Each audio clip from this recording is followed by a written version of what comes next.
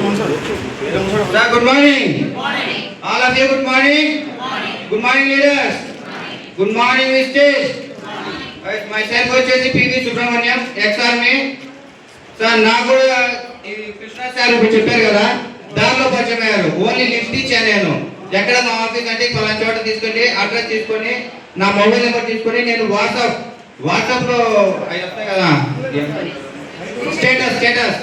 Status చూసి connect అయ్యాను అనమాట. నేను ఏ స్టేటస్ ని పెడతా ఉన్నాడు, ఏంటి ఆరోగ్యానికి ఏంటి అనేసి అడిగితే, సార్ ఈ ఆర్గానిక్ ప్రొడక్ట్స్ వాడితే బాగుంటుంది అని చెప్పి అట్లా 3 నెలల వరకు నేను రాలేదు సార్.